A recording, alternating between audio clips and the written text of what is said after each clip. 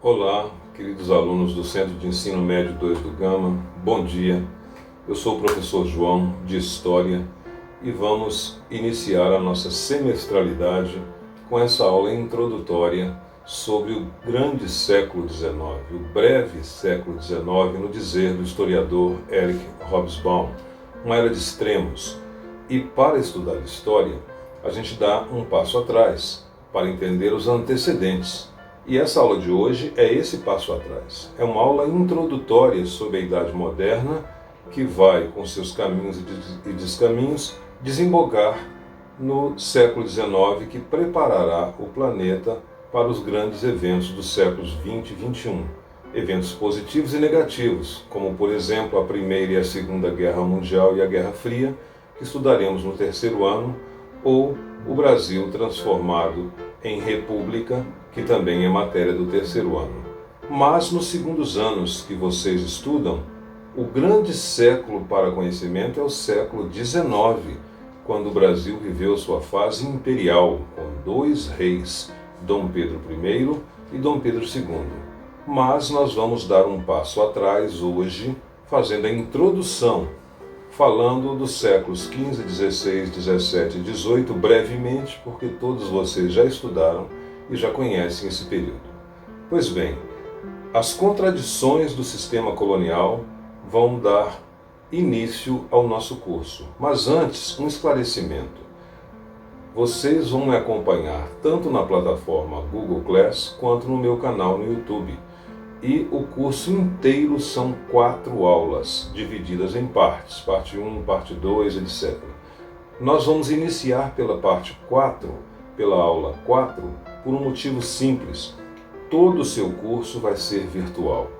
E eu não tinha gravado essa parte introdutória para os alunos do início do ano, porque as aulas foram presenciais. No caso de vocês, como vai ser tudo virtual, eu estou cobrindo essa lacuna e gravando a aula introdutória para vocês. Portanto, não há dúvida, nós vamos começar pela aula número 4 e depois voltamos para as aulas 1, 2 e 3, cada uma com as suas partes. Você me acompanha tanto na plataforma quanto no YouTube. Ok. Feitos os esclarecimentos, sejam muito bem-vindos, estejam dispostos a ler muito, a estudar o livro adotado na escola, a assistir quantas vezes foram necessárias as aulas que eu gravo com todo carinho para vocês e tirem as dúvidas semana a semana no horário previsto para o nosso Meet. Pois bem, o que acontece com o sistema colonial? O que acontece com os 300 anos de Idade Moderna?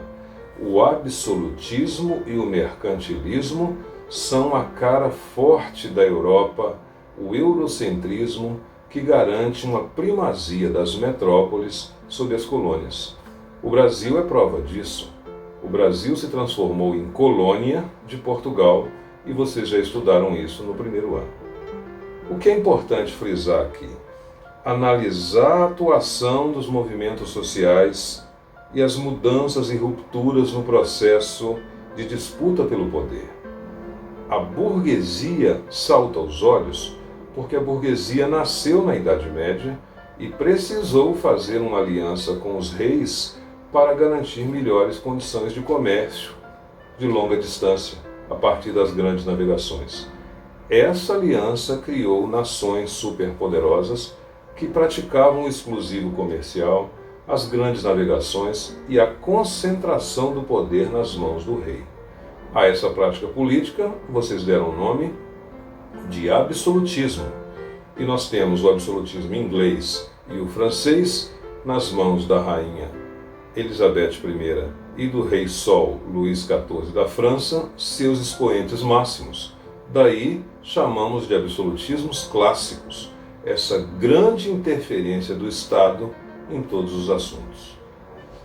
Junto com o absolutismo ocorreu o mercantilismo, é como uma moeda que tem duas faces. Mercantilismo é uma prática econômica, não é uma doutrina, mas essa prática econômica, que variou sim de país para país, de nação para nação, tinha no metalismo, na prática do entesouramento e na busca de industrialização para garantir o uso de mão de obra e a garantia de produtos que fossem revendidos com facilidade, um motor que enriqueceu vários setores, mas sobremaneira, sobretudo, a burguesia. A burguesia, então, agora endinheirada, queria também poder político. Por isso, ela que se serviu do mercantilismo nos séculos XV, XVI, XVII e XVIII, no século XIX, que você vai estudar profundamente, vai pretender combater o que ela chamou de antigo regime. Primeiro conceito que vamos fixar: o que é iluminismo? É a crítica do antigo regime. E o que é antigo regime? É o absolutismo e o mercantilismo. O que era muito bom para quem praticava comércio, exercia o poder na Idade Moderna, ficou fora de moda, ficou antigo na Idade Contemporânea. Portanto, era preciso vencer esses entraves para entrar numa nova fase no século XIX. Isso não é feito de uma vez, e é por isso que estamos fazendo essa introdução. Primeiro ponto, nós vamos estudar a Inglaterra, onde aconteceu 100 anos antes dos outros pedaços da Europa, uma transformação radical que nós chamamos de Revolução Liberal ou Revolução Burguesa. Essas revoluções inglesas, elas consagraram medidas que fizeram o feudalismo ficar no passado e o modelo industrial se assentar. Então a Inglaterra teve tempo de acertar e errar e implementar um modelo que vai lhe fazer o país mais rico do mundo durante a Idade Moderna. Essas revoluções inglesas, elas aliam o avanço da ciência, a prática do comércio e da indústria.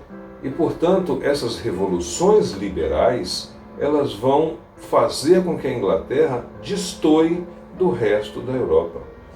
A Europa está ainda no modelo feudal, mas a Inglaterra já caminha a passos largos para um modelo industrial.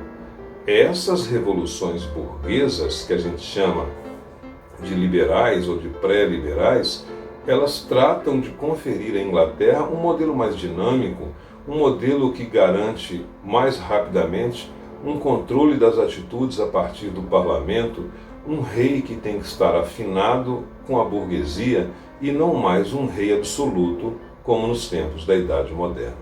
O rei Guilherme d'Orange, ao jurar a Bill of Rights, a Petição de Direitos, consagra que o rei reina, mas não governa. O rei tem que estar afinado com o parlamento. Essas revoluções burguesas passam também por outras questões sociais, questões políticas e questões econômicas que veremos mais detidamente numa próxima aula. Mas, de antemão, nós vamos dizer que a situação da mulher e a situação das crianças ficou muito comprometida, porque mulheres trabalhavam para ganhar menos que os homens e as crianças trabalhavam nas indústrias, nas fábricas, em troca de comida apenas. Então, para garantir os lucros dos patrões, a exploração das classes trabalhadoras. Esse movimento trabalhador vai ganhar corpo e nós vamos estudá-lo mais profundamente no século XIX. Vou hoje sugerir um filme a esse respeito. Mas já no século XVII, já se vislumbrava essa divisão do capital e do trabalho que marcou a obra no século seguinte, século XVIII, de Karl Marx e Friedrich Engels, teóricos do socialismo científico. Pois bem, o iluminismo. O iluminismo tem outro nome na Inglaterra, ilustração. Mas o fenômeno ilustrado, o fenômeno iluminista, nada mais é do que uma crítica do antigo regime. Não serve mais o absolutismo e o mercantilismo. Portanto, é preciso consagrar novas práticas, uma revolução no campo das ideias. E nós vamos ver que essa revolução foi de várias categorias.